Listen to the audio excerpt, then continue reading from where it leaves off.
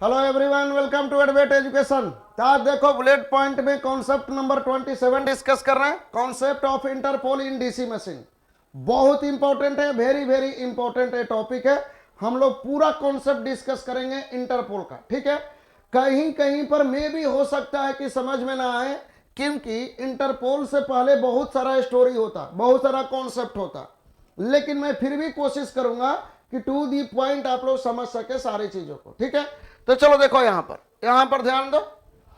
जैसे इंटरपोल समझने से पहले हम लोग थोड़ा सा समझ लेते हैं कॉम्यूटेशन। कॉम्यूटेशन क्या होता? तो कॉम्यूटेशन सिंपली समझ जाओ कि करंट रिवर्सल को कॉम्यूटेशन कहा जाता है। आर्मेचर वाइंडिंग जब रोटेट करता है, ठीक है, तो आर्मेचर वाइंडिंग में करंट रिवर्स हो जाता है। इसी प्रोसेस को क्या कहा जाता है? कम्यूटेशन। यानी current reversal in armature winding is called commutation. जैसे यहां पर देखो, ध्यान दो, ये है field poles, north and south pole. यहां पर रोटर है, रोटर पर आर्मेचर कंडक्टर रखा हुआ है। हम लोग एक आर्मेचर वाइंडिंग कंसीडर कर लेते हैं। ये है हमारा एक आर्मेचर वाइंडिंग जिसका दो टर्मिनल है, ए और ए डैश, ठीक है। यहां पर हम लोग मान लेते हैं कि किसी टाइम पर कंडक्टर ए यहां पर है और यहां पर है हमारा ए डैश। इस तरह से हम लोग मान लिए। लेट नॉर्थ पोल के अंडर में करंट क्रॉस होगा और साउथ पोल के अंडर में करंट डॉट होगा। यानी यहां पर ए नॉर्थ पोल के अंडर में है, करंट क्रॉस, ए डैश नॉर्थ पोल के अंडर में है, साउथ पोल के अंडर में है, करंट डॉट। तो अगर नॉर्थ पोल में करंट क्रॉस, साउथ पोल के अंडर में करंट डॉट, तो अगर रोटेशन इस डायरेक्शन में लिया जाए तो ये रोटेशन जनरेटर का होता। इसके बारे में मैं डिस्कस करूंगा एक अलग से वीडियो में, ठीक है। अब यहां पर देखो, जनरेटर इस तरह से रोटेट कर रहा है, हमारा जनरेटर इस तरह से रोटेट कर रहा है। अब ए यहां से रोटेट करके एक टाइम पर यहां पर चलाया ए, तो ए डैश कहां पर चलाएगा? ए डैश रोटेट करके यहां पर आ जाएगा। ए अभी भी नॉर्थ पोल के अंडर में है क्रॉस, ए डैश अभी भी साउथ पोल के अंडर में है डॉट, ठीक है। अब थोड़ा देर के बाद देखो, थोड़ा देर के बाद ए रोटेट करके कहां पर चला जाएगा? क्यू एक्सिस पर, और ए डैश रोटेट करके यहां पर आ जाएगा। अब फिर कुछ देर के बाद क्या होगा? कुछ देर के बाद ये होगा कि ए रोटेट करके चला आएगा साउथ पोल के अंडर में, और ए डैश कहां पर आ जाएगा? ए डैश कहां पर आ जाएगा? ए वाला ए डैश नॉर्थ पोल के अंडर में। इस तरह से होगा ना। यानी ए के अंडर में करंट डॉट और ए डैश पर करंट क्रॉस। देखो करंट रिवर्स हो गया कि नहीं हो गया? करंट रिवर्स हो गया यहां पर ए और ए डैश में। देखो इनिशियली बिफोर कम्यूटेशन, कम्यूटेशन होने से पहले ए में करंट क्रॉस था और ए डैश में करंट था हमारा डॉट। हम लोग ऐसे मान लेते हैं, ए पर करंट क्रॉस का मतलब करंट कॉइल में कुछ ऐसे जा रहा, इस तरह से है करंट कॉइल में, इस आर्मेचर कॉइल में। आफ्टर कम्यूटेशन जब करंट रिवर्स हो जाए, तब जब करंट रिवर्स हो जाएगा तब ए डैश में करंट क्या आ जाएगा? क्रॉस, और ए पर करंट क्या आ जाएगा? हमारा डॉट। यानी करंट इन कॉइल अपोजिट हो गया कि नहीं हो गया? देखो इसके अपोजिट हो गया ना। तो जैसे ही कॉइल में करंट रिवर्स हुआ, इसको कहते हैं कि कम्यूटेशन हमारा समाप्त हो गया, आफ्टर कम्यूटेशन। तो देखो इस एक्सिस को हम लोग कहते हैं क्यू एक्सिस और न्यूट्रल एक्सिस। क्यू एक्सिस से पहले बिफोर कम्यूटेशन है, क्यू एक्सिस के जस्ट बाद करंट रिवर्स हो जाएगा कि नहीं हो जाएगा? क्यू एक्सिस के जस्ट बाद कंडक्टर साउथ पोल के अंडर में आ जाएगा, तो क्या हो जाएगा? करंट हमारा रिवर्स हो जाएगा, ठीक है। तो हम लोग क्या कहेंगे? क्यू एक्सिस से पहले बिफोर कम्यूटेशन, क्यू एक्सिस के बाद आफ्टर कम्यूटेशन। तो कम्यूटेशन प्लानिंग कहां पर हुआ है? तो कम्यूटेशन प्लानिंग हुआ है हमारा क्यू एक्सिस पर। कहां पर? क्यू एक्सिस पर, ठीक है। तो यहां पर इसी को कुछ ऐसे दिखा सकते, देखो बिफोर कम्यूटेशन ए में करंट क्रॉस, ए डैश में करंट डॉट। ए किस पोल के अंडर में? North pole. ए डैश किस पोल के अंडर में था? साउथ पोल, ठीक है। अब कॉइल में कितना वोल्टेज इंड्यूस हुआ? तो चलो मान लेते हैं कॉइल में जो वोल्टेज है 2VVL, इतना आया कॉइल में वोल्टेज, इतना वोल्टेज इंड्यूस होता है, ऐसा समझ लो। करंट का डायरेक्शन कैसे होगा? करंट का डायरेक्शन कैसे?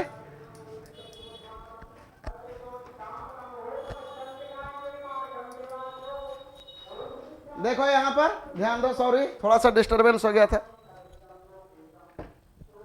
यहां पर देखो करंट ए में क्रॉस, यानी ए में करंट ऐसे इनवर्ड, क्रॉस का मतलब इनवर्ड, ए डैश में करंट आउटवर्ड, यानी करंट कैसे फ्लो कर रहा है, करंट कुछ ऐसे फ्लो कर रहा है कॉइल में, ते है कॉइल का करंट आई सी इस तरह से, और ये है कॉइल में वोल्टेज 2VVL, ई ए माइनस ई ए डैश, ठीक है।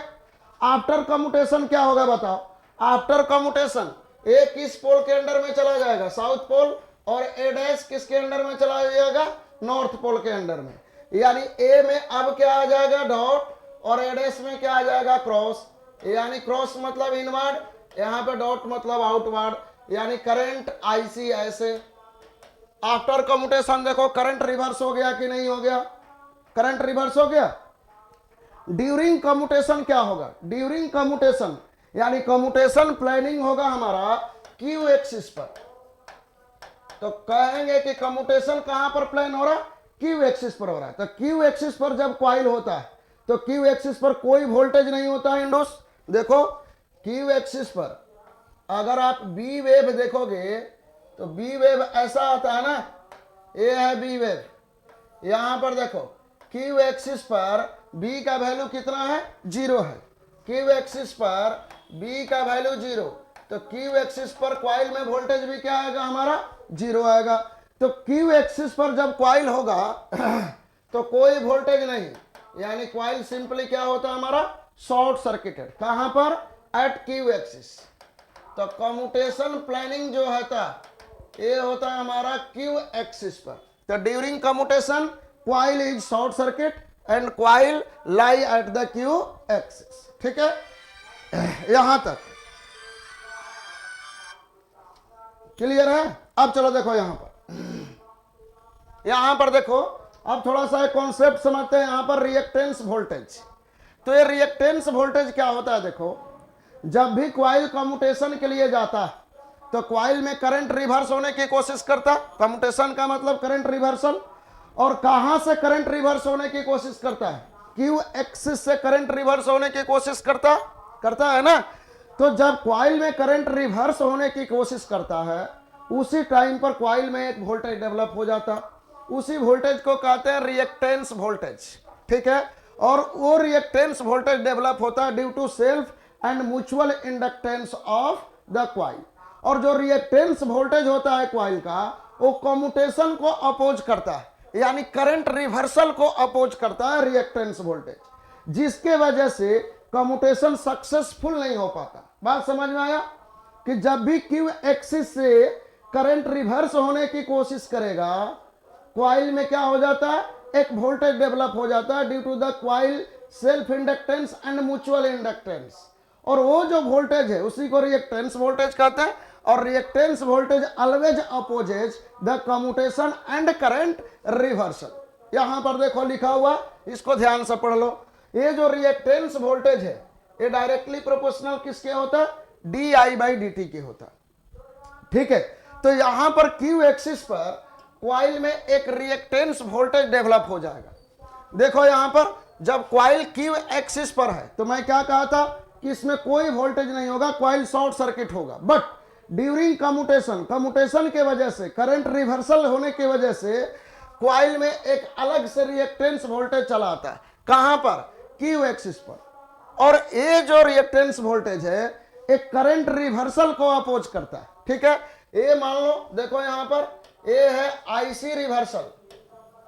ये आईसी रिवर्सल कहने का मतलब क्या है कि करंट अब रिवर्स होने की कोशिश कर रहा है इस डायरेक्शन में, बिफोर कम्यूटेशन वाले से कंपेयर करो, एक करंट अपोजिट डायरेक्शन में है। और इस करंट रिवर्सल को, यानी ये जो करंट रिवर्स होने जा रहा है इसको कौन अपोज करेगा, रिएक्टेंस वोल्टेज। रिएक्टेंस वोल्टेज जब अपोज करेगा करंट रिवर्सल को तो करंट कहां से इंटर कराओगे, प्लस से। अगर हम लोग करंट किसी सोर्स में प्लस से इंटर कराएं तो क्या कहते हैं कि सोर्स करंट को अपोज कर रहा है। तो रिएक्टेंस वोल्टेज करंट रिवर्सल, यानी ये जो करंट रिवर्स होने जा रहा है इसको अपोज करेगा, ठीक है। तो रिएक्टेंस वोल्टेज होता कितना है इसको देखो ध्यान से। यहां पर जैसे बिफोर कम्यूटेशन हम लोग मान लेते हैं कि हमारे पास कॉइल में कितना करंट है, plus IC, before commutation. After commutation, ये है after commutation. After commutation coil में कितना करंट हो जाएगा, माइनस आईसी। कितना आइडियल कम्यूटेशन टाइम, कितने टाइम में, टी नॉट टाइम में। ठीक है, तो हम लोग क्या जानते हैं कि ये जो रिएक्टेंस वोल्टेज होता है directly proportional D I by D T. तो कितना यहां पर करंट चेंज हुआ, करंट कितना चेंज हुआ, माइनस प्लस आईसी से माइनस आईसी। तो यहां पर चेंज इन करंट कितना लिखेंगे हम लोग, -2 कितना टाइम में, टी नॉट टाइम में। तो ये जो रिएक्टेंस वोल्टेज है ना, ये डायरेक्टली प्रोपोर्शनल होता है कॉइल के करंट आईसी के। ठीक है, इस तरह से। अब ध्यान दो, इस रिएक्टेंस वोल्टेज को हमें हटाना है, रिएक्टेंस वोल्टेज को हटाना है। रिएक्टेंस वोल्टेज को कैसे हटाएं, ताकि रिएक्टेंस वोल्टेज अगर नहीं हम लोग न्यूट्रलाइज करेंगे तो कम्यूटेशन सक्सेसफुल नहीं होगा, एक करंट रिवर्सल को अपोज करेगा। ठीक है, तो रिएक्टेंस वोल्टेज को हटाना है, कहां से, क्यू एक्सिस से। तो कैसे हटाया जाए, कैसे हटाया जाए, हमारे पास क्यू एक्सिस पर कोई फ्लक्स कटिंग नहीं है, यानी बी क्यू का वैल्यू 0 है। क्यू एक्सिस पर हमारे पास अपना फ्लक्स क्या है, 0 है। तो इस रिएक्टेंस वोल्टेज को हटाने के लिए क्या किया जाए, तो इस रिएक्टेंस वोल्टेज को हटाने के लिए हम लोग अलग से कॉइल में एक वोल्टेज डेवलप कर देंगे, और वो जो वोल्टेज डेवलप करेंगे हम लोग अलग से, उसका मैग्नीट्यूड रिएक्टेंस वोल्टेज के इक्वल होना चाहिए, और उसका पोलैरिटी क्या होना चाहिए, रिएक्टेंस वोल्टेज से अपोजिट। ऐसे करने से रिएक्टेंस वोल्टेज क्या हो जाएगा, न्यूट्रलाइज। जैसे यहां पर देखो, यहां पर देखो आप लोग, ये है रिएक्टेंस वोल्टेज। अगर हम लोग क्यू एक्सिस पर कॉइल में एक अलग से वोल्टेज डेवलप कर दिए ई आई, और उसका पोलैरिटी कुछ ऐसे रख दिए, यहां पर current try to be reversal, IC reversal. देखो, अगर मैं ई आई और ई आर के मैग्नीट्यूड को इक्वल कर दूं, तो बताओ यहां पर नेट वोल्टेज कितना हो जाएगा, क्यू एक्सिस पर 0 हो जाएगा कि नहीं हो जाएगा, हो जाएगा। तो देखो यहां पर क्या लिखा है, to neutralize reactance voltage we have to develop some voltage at q axis having magnitude equal to er and opposite polarity। ये जो वोल्टेज डेवलप करना है क्यू एक्सिस पर ई आई, इसका मैग्नीट्यूड ई आर से अपोजिट होना चाहिए, इक्वल होना चाहिए, और पोलैरिटी हमारा अपोजिट होना चाहिए। अब ये अलग से वोल्टेज कैसे डेवलप करें हम लोग क्यू एक्सिस पर, तो इसके लिए हम अलग से कुछ फ्लक्स जुगाड़ कर लेंगे। क्यू एक्सिस पर हम अलग से कुछ फ्लक्स जुगाड़ कर लेंगे, अपना फ्लक्स नहीं है क्यू एक्सिस पर, अलग से एक फ्लक्स जुगाड़ कर लेंगे क्यू एक्सिस पर, जिससे एक वोल्टेज आ जाए क्यू एक्सिस पर ई आई, और ई आई कुछ ऐसे आए कि ई आर को न्यूट्रलाइज कर दे। अब वो अलग से फ्लक्स कहां से जुगाड़ होगा क्यू एक्सिस पर, कहां से जुगाड़ होगा बताओ, तो एक पोल क्रिएट कर देंगे क्यू एक्सिस पर, हम लोग अलग से एक पोल क्रिएट कर देंगे जो क्यू एक्सिस पर कुछ फ्लक्स दे दे, और उस फ्लक्स के वजह से ई आई आ जाए और ई आई ई आर को न्यूट्रलाइज कर दे। बात समझ में आया। तो वो जो हम लोग पोल क्रिएट करते हैं क्यू एक्सिस पर, उसी को कहते हैं इंटरपोल। तो देखो यहां पर देखते हैं इंटरपोल। तो यहां पर यही था क्यू एक्सिस हमारा, क्यू एक्सिस। अब इस क्यू एक्सिस पर एक नैरो स्मॉल पोल क्रिएट कर देंगे, इसी को हम लोग कहेंगे इंटरपोल। जैसे यहां पर एक वाइंडिंग ले लिए और इस वाइंडिंग में कुछ करंट दे देंगे, इस करंट के वजह से यहां पर कुछ फ्लक्स आ जाएगा, उसी फ्लक्स को बी आई कहेंगे हम लोग। इस ए इंटरपोल है, ये कितना फ्लक्स दे दिया, बी आई। ठीक है, बी आई। अब देखो ध्यान दो, यहां पर ध्यान देना एक चीज कि इंटरपोल होना कैसा चाहिए। यहां पर जो ये पोल बनेगा क्यू एक्सिस पर, ये होना कैसा चाहिए, कहां पर नॉर्थ पोल बनेगा, कहां पर साउथ पोल बनेगा। ठीक है, तो इसको थोड़ा सा देख लो।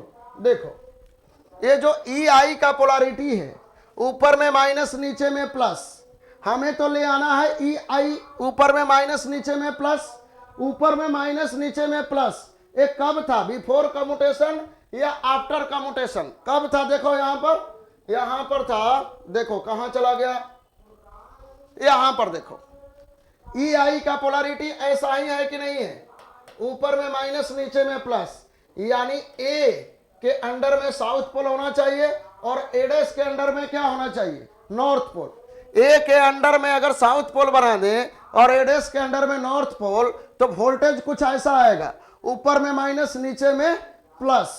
ठीक है, तो हमारा टारगेट क्या है, देखो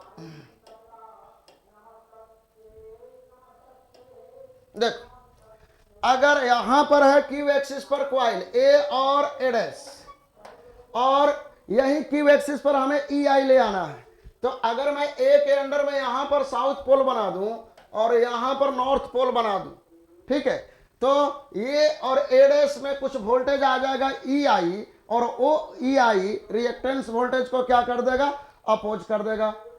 ठीक है, तो यहां पर साउथ पोल बना दिए और नॉर्थ पोल, इसी को कहेंगे हम लोग इंटरपोल। ये इंटरपोल कहां पर कनेक्टेड है बताओ, तो इंटरपोल कनेक्टेड है between the two main field poles, दो मेन फील्ड पोल्स के बीच में यहां पर कनेक्टेड है हमारा interpole.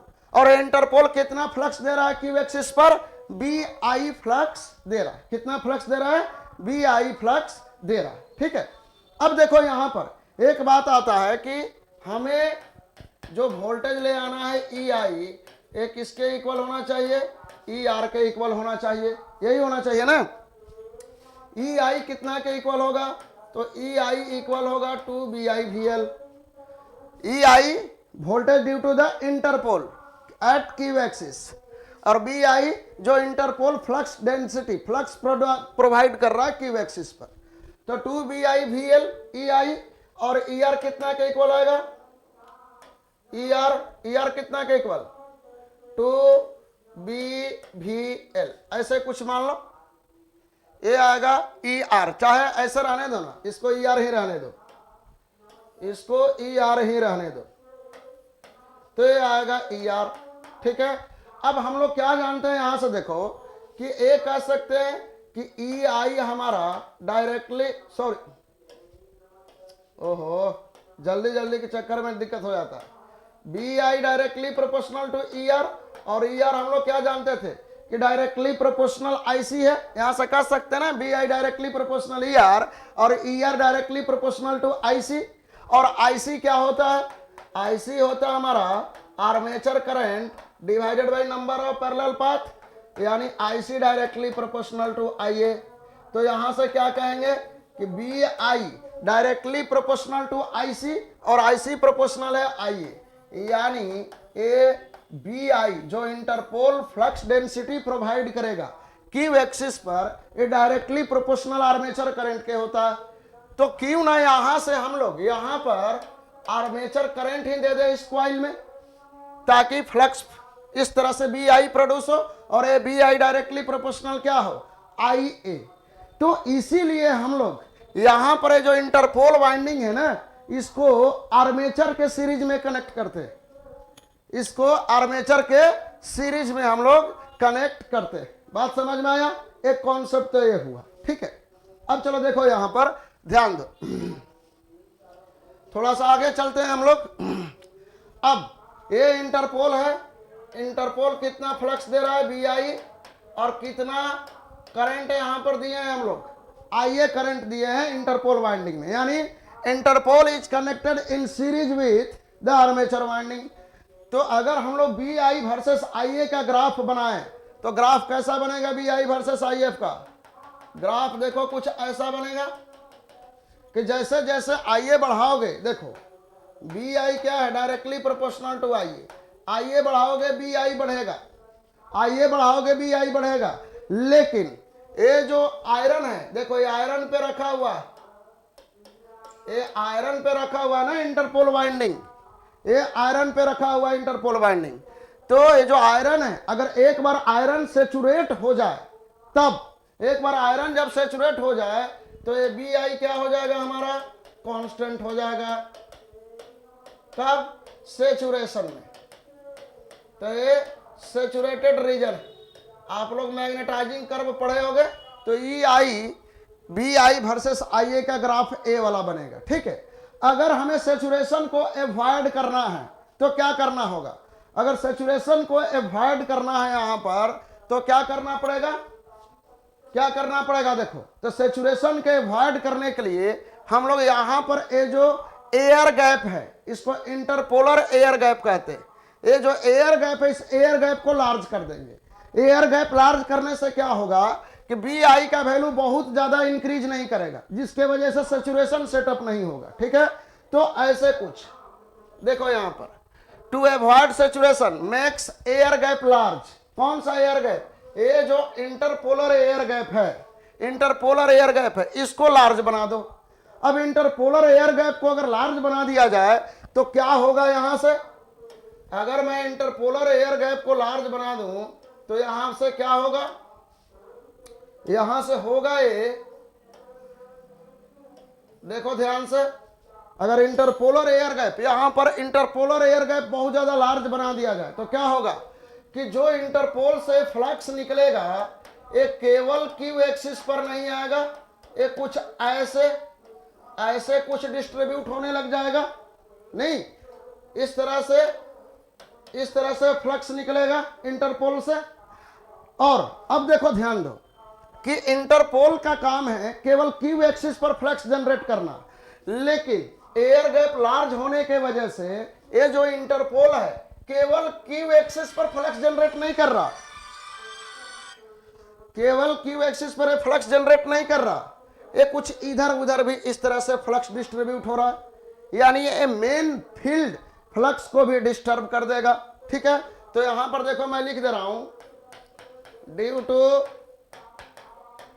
Large air gap, due to large air gap flux of interpole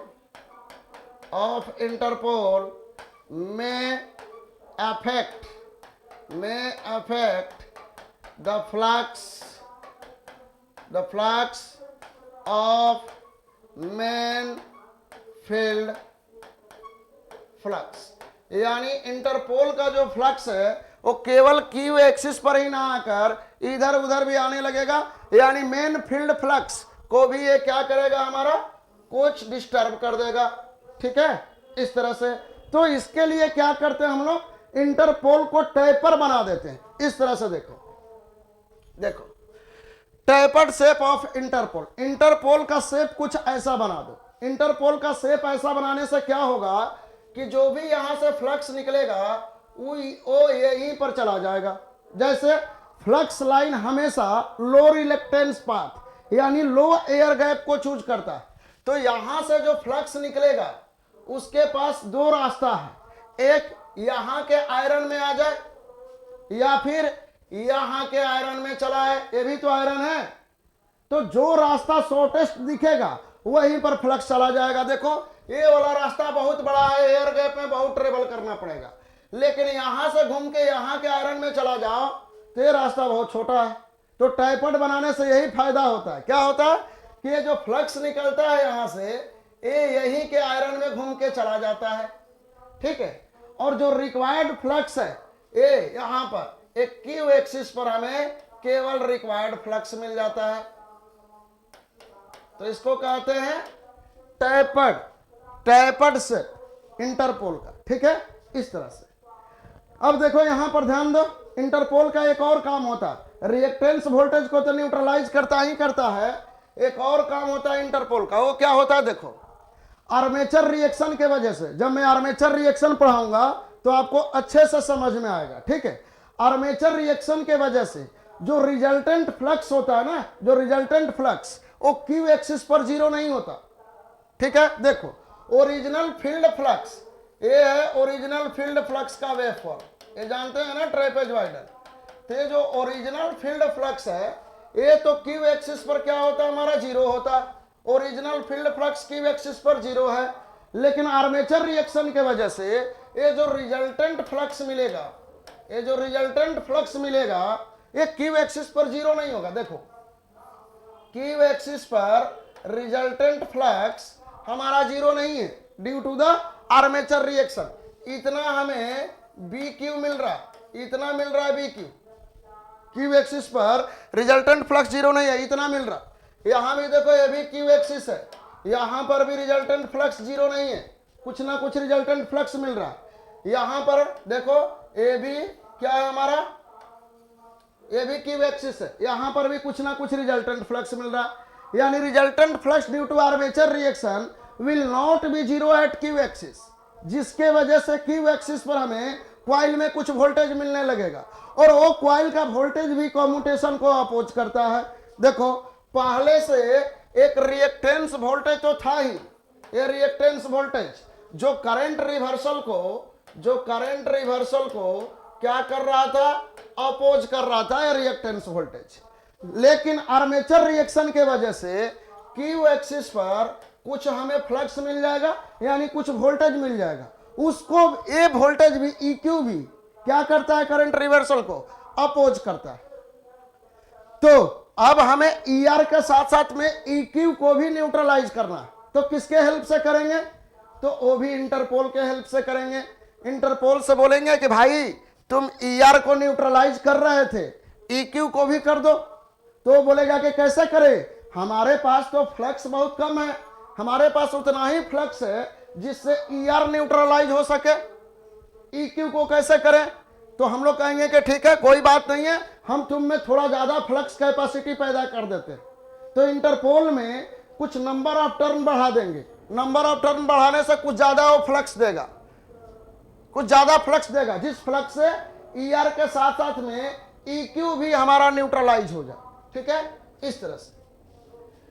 ठीक है, तो इंटरपोल का दो काम है, एक काम कौन सा है, एक काम है इंटरपोल का रिएक्टेंस वोल्टेज को न्यूट्रलाइज करना, दूसरा कि जो आर्मेचर रिएक्शन का इफेक्ट है on the Q axis, effect of armature reaction on the Q axis, उसको न्यूट्रलाइज करना, उसको हम लोग कहते हैं क्रॉस मैग्नेटाइजिंग इफेक्ट। ठीक है, तो चलो यहां पर देखो कुछ इंपॉर्टेंट पॉइंट है, ये जो भी पढ़े हैं ना हम लोग, वो ये पॉइंट, इस पॉइंट को आप लोग याद रखेंगे। पहला पॉइंट क्या है, देखो पढ़ो आप लोग, फर्स्ट पॉइंट क्या है हमारा,